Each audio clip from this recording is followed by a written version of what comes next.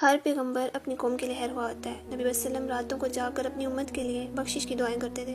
موسیٰ علیہ السلام بھی اپنی قوم کے مطالبے پورے کرنے کے لیے اللہ تعالیٰ سے بے حد دعائیں کرتے تھے، لیکن قوم کبھی بھی فساد کرنے سے باز نہیں آئی تھی۔ اسی لیے سورہ بقرہ آیت 60 میں بنی اسرائیل کو فساد سے رکنے کا حکم دیا گیا ہے۔ اور جب موسیٰ نے اپنی قوم کے لیے پانی مانگا تو ہم نے کہا کہ اپنا عصا پتھر پر مارو، چنانچہ اس سے 12 چشمے پھوٹ نکلے۔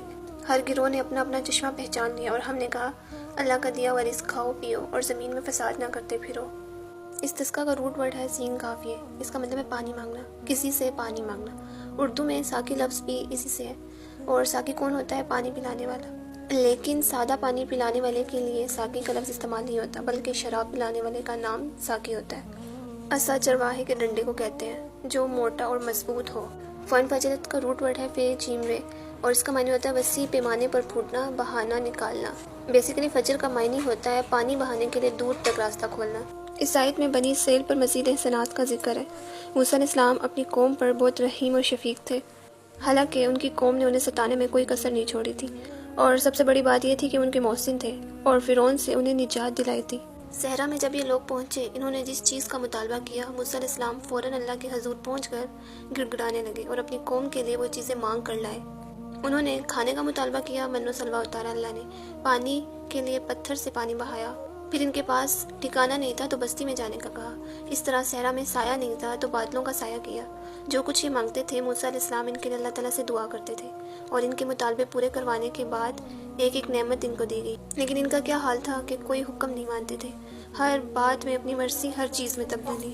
موسیٰ علیہ السلام اپنی قوم کے لیے پانی مانگتے ہیں، اور دیگر انبیاء کی بھی یہی سنت رہی ہے۔ نبی صلی اللہ علیہ وسلم نے بھی نماز کے منبر پر پانی مانگا اپنے لوگوں کے لیے۔ جب بارش نہ ہو تو نماز استسقاء پڑھنا، بارش کی دعا کرنا، یہ ایک مسنون طریقہ ہے۔ موسیٰ علیہ السلام نے جب دعا کی تو اللہ تعالیٰ نے ان کے لیے 12 چشمے جاری کیے۔ عینن چشمے کو کہتے ہیں، اور عین عربی میں آنکھ کو بھی کہتے ہیں، کیونکہ آنکھ اور چشمے میں ریزیمبلنس ہے۔ آنکھ بھی ایک سولڈ چیز ہے، اس کے اندر ایک سوراخ ہوتا ہے جہاں سے آنسو بہتے ہیں۔ اسی طرح پتھروں سے بھی پانی نکلتا ہے، اور چشمے کو خاص طور پر ہم دیکھیں گے تو سوراخوں کے اندر سے پانی نکل رہا ہوتا ہے۔ جاری چشمے کے لیے بھی یہ لفظ استعمال ہوتا ہے۔ 12 چشمے اس لیے تھے کیونکہ یہ 12 قبیلے تھے، اس طرح سب کو اپنی اپنی جگہ مل گئی کہ پانی کہاں سے لیا جائے۔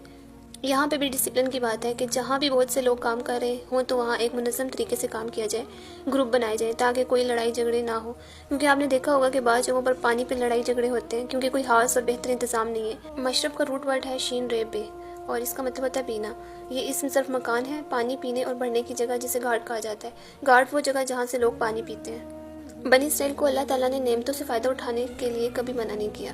دین میں نعمتوں کے استعمال سے نہیں روکا گیا، بلکہ اسراف سے منع کیا گیا ہے۔ بعض لوگ یہ سمجھتے ہیں کہ نعمتوں کا